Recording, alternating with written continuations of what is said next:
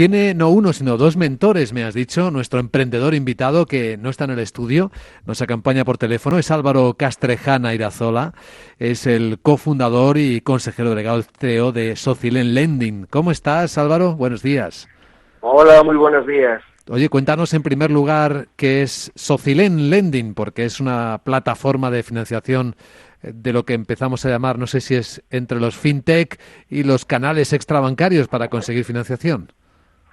Sí, bueno, Socilen es una plataforma de financiación participativa online que lo que hace es poner en contacto a particulares y pymes que necesitan financiación para cumplir sus proyectos con inversores que estén dispuestos a financiarlos. Y ahí por medio estáis vosotros, sois el medio de contacto entre los unos y los otros. Pero ¿quién hace Sí. la parte más difícil, que es identificar los riesgos de cada inversión? Digamos que nosotros lo que hacemos es la labor de identificar el riesgo, ¿eh? Realizamos una labor de scoring para poder poner el nivel de riesgo y lo que hacemos luego es la gestión de cobros.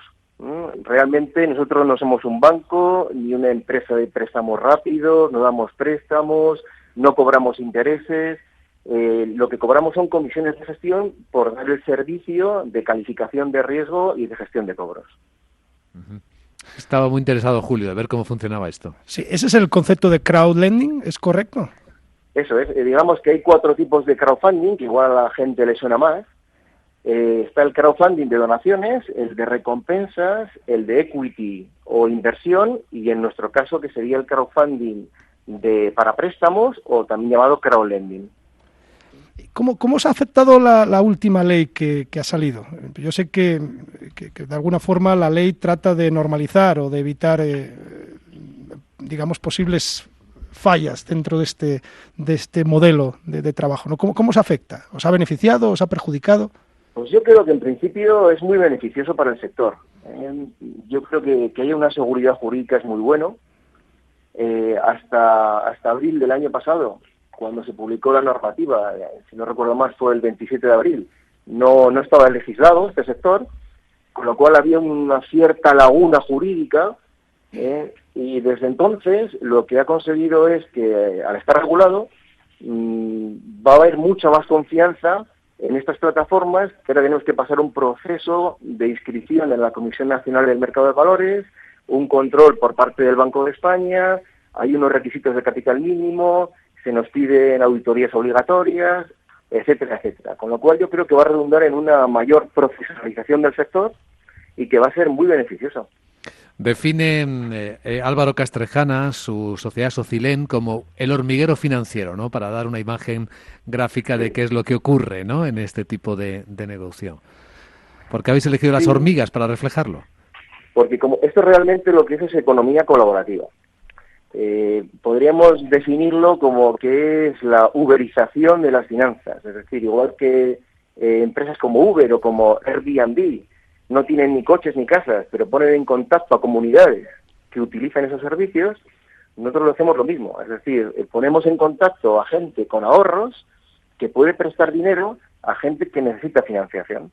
De ese modo, esa economía colaborativa, pensamos, ¿quién puede simbolizar esa economía colaborativa, ese trabajo de muchos pequeños, pero que al final unidos consiguen grandes cosas? Pues pensamos en las hormigas, que colaboran dentro del hormiguero y al final son capaces de conseguir grandes logros. Ahora hablamos de lo que los mentores están aportando a la empresa, ¿no? No es más que un proyecto a la empresa. Pero estoy, mientras hablamos, Álvaro, viendo vuestra web y se cruzan préstamos, operaciones de préstamos, no solo a empresas y autónomos, sino también a particulares. Y veo que el tipo de interés al que se presta finalmente es completamente distinto en unos y en otros, ¿no? Hay, por ejemplo, alguien que ha pedido 10.000 euros para hacer una mudanza, que devolverá a 6 meses, a 60 meses, y el tipo de interés que sale es el 5,1%, mientras que otro que quiere comprar, por ejemplo, material deportivo o algo por el estilo le sale a 3,6%. ¿Cómo se establecen estos tipos de interés? Imagino que debe depender, ¿no?, del rating o del scoring, del riesgo que se atribuye a cada operación. Tenemos 12 niveles de solvencia, de scoring. Entonces, en función del nivel de solvencia, se establece un tipo de interés diferente. Lógicamente, cuanto más solvencia, menos interés paga. Uh-huh. Hay alguno que paga poquito, al 3%, no está mal, ¿eh? Vamos, no hay ningún banco Sí, que por lo esté ejemplo, dando. en particulares partimos del 3,20% TIN, que en TAE, por ejemplo, un préstamo a 48 meses sería un 4% TAE, y en empresas partimos de un 2,50%, que en un TAE a 48 meses sería un 3,46%. Yo creo que son tipos realmente competitivos comparados con los de la banca. Sí, Álvaro, pero aquí hay algo que no acabo de entender yo bien, porque vosotros hacéis el análisis de riesgo, pero en realidad Sí, vosotros no asumís el riesgo. nosotros no asumimos el riesgo. Claro, Nosotros lo que entonces, hacemos es ¿cómo análisis de genera eso riesgo. confianza en alguien para meter sus ahorros en una plataforma como la vuestra? Porque en realidad el riesgo 100% lo está asumiendo, en este caso, el prestamista. Vosotros no asumís nada. Nosotros lo que, Explícamelo. digamos, lógicamente hay un riesgo, es decir, en toda inversión hay un riesgo. Igual que hay un riesgo en el que invierte en un fondo de inversión, en bolsa. Entonces, el inversor debe conocer que existe ese riesgo. ¿Cómo intentamos minimizar el riesgo que tiene el inversor? Pues de varias maneras. Primero, siendo muy concienzudos en el análisis de la solvencia de la persona o pyme que pide el préstamo. Hacemos primero un scoring, tanto interno como un scoring con la información de empresas líderes en el sector. Tenemos acceso a bases de datos de impagados, con lo cual podemos comprobar si el historial de pagos está limpio en los últimos años de esa persona o de esa empresa. Tenemos un sistema de cobertura, es decir, a todo el mundo que pide un préstamo le pedimos que aporte un sistema de cobertura, una cantidad de dinero, de manera que si hay un impagado, ese sistema de cobertura pueda cubrir pues total o parcialmente el impago producido. Y luego, sobre todo, aconsejamos diversificación, que para nosotros es la palabra clave. Es decir, lo que no puede un inversor que viene a prestar a la plataforma es dejar todo el dinero a un solo prestatario. Tiene que diversificar, ir dejando pequeñas cantidades a muchos prestatarios, de manera que si uno de ellos le falla, el resto con los intereses le cubran ese riesgo. Claro, si por ejemplo quieres invertir 2.000 euros, en vez de hacerlo en un solo proyecto, inviertes 20 euros en 100 proyectos. Esa es la idea, ¿no? Pues el mínimo son 25 euros, nada más. Por ejemplo, en países más avanzados con esos sistemas, como el Reino Unido, está estudiado que si se invierte de manera, digamos, proporcional en más de 100 préstamos, la probabilidad de perder dinero es prácticamente nula. Bueno, ¿y los mentores? ¿Qué ha pasado con ellos en vuestra empresa? ¿Qué os han aportado? ¿Cómo os han cambiado el paso si lo han hecho? ¿Qué os están aportando en este momento? Pero están todavía funcionando con ellos. ¿Están activos? ¿Están activos? Todavía. Sí. Pues estamos encantados, la verdad. Tanto con José Fufaro como con Ignacio Urrels, que son los mentores que tenemos, estamos muy contentos con ellos. Son gente con mucha experiencia, que han pasado por muchos proyectos, con lo cual nos aportan su visión. Estamos en una fase ahora mismo de lanzamiento de la plataforma y nos están ayudando sobre todo lo que es en el tema de marketing, cómo llegar al mercado, cuáles son los mejores canales para, digamos, difundir nuestro proyecto. Y también estamos colaborando en una ronda de financiación. Estamos en plena ronda de financiación para incrementar el capital de la empresa y nos están un poco ayudando a cómo vender el proyecto a esos inversores.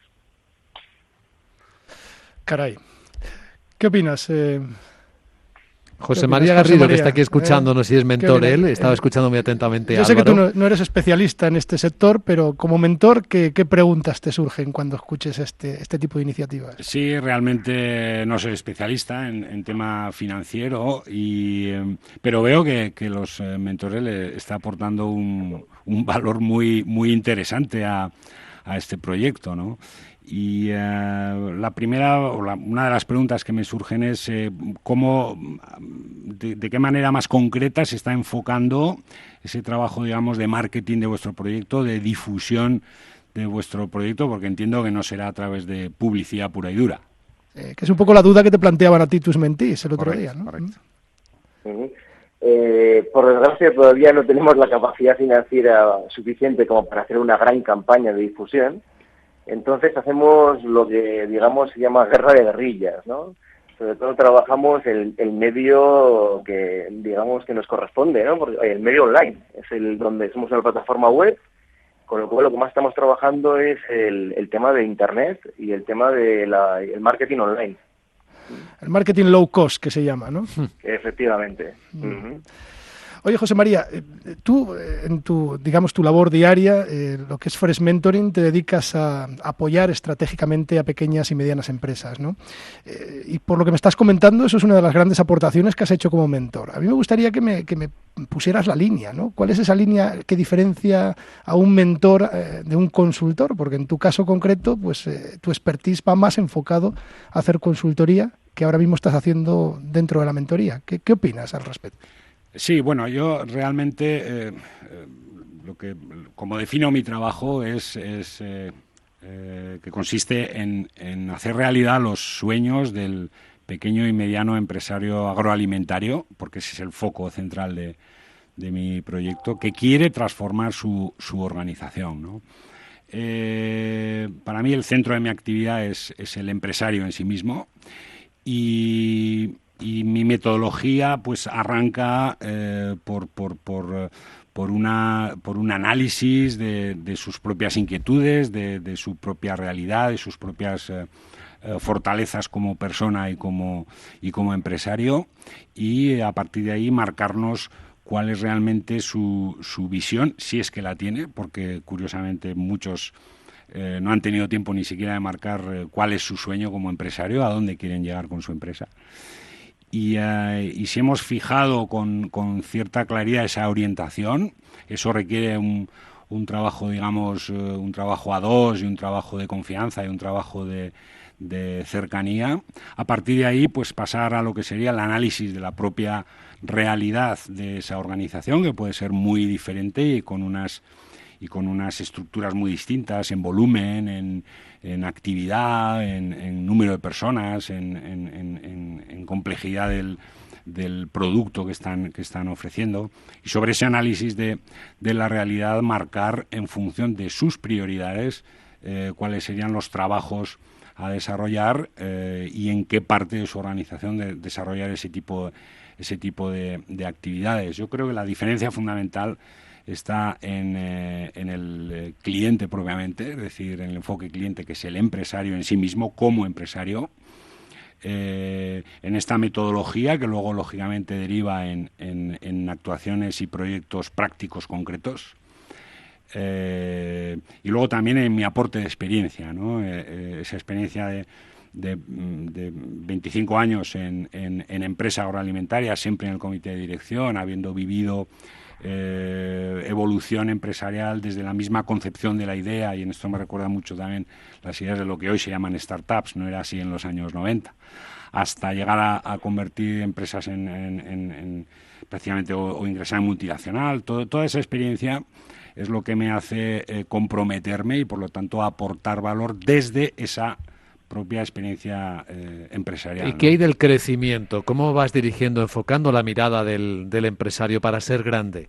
Con sus propias fuerzas, vía financiación, vía poner a la venta, poner en valor la compañía. ¿Hacia dónde sueles encaminar?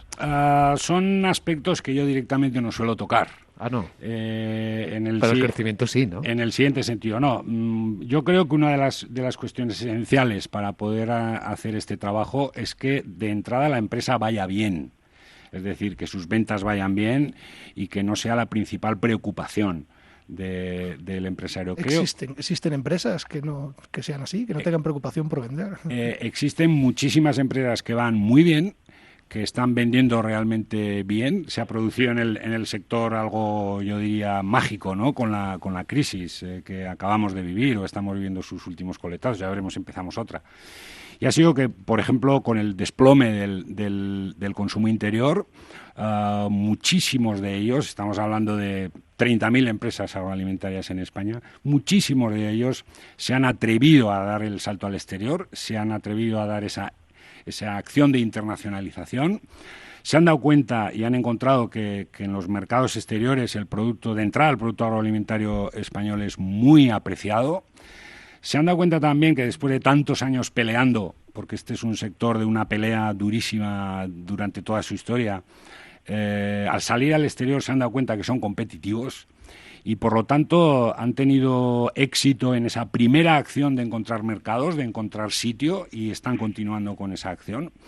Y de alguna manera mi intervención o mi aporte de valor es en qué pasa entonces con todo el interior de esa organización y en qué medida esa organización, desde el más amplio punto de vista, puede dar respuesta a ese gran compromiso que supone una acción como esta. Yo, por mi experiencia en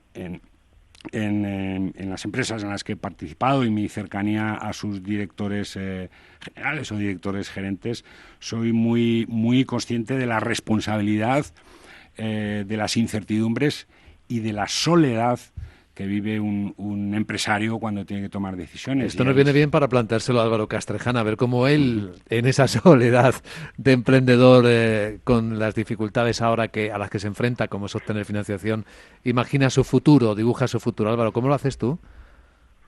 Pues no es sencillo, la verdad. Yo soy de los que la palabra startup no me gusta nada.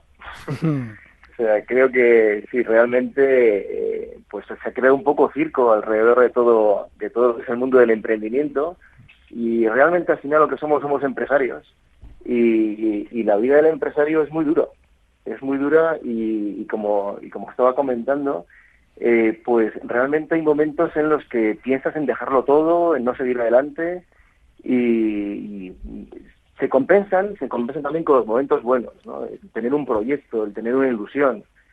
Yo creo que al final hay que ser bastante cabezota y seguir adelante, y al final yo creo que los sueños se acaban cumpliendo. Bonito. Bueno, ¿con qué te quedas, Julio, de lo que has escuchado? Me quedo con varias ideas. El Fresh Mentoring, ¿no? Que también es el mentoring de estrategia, por lo que nos ha comentado Garrido.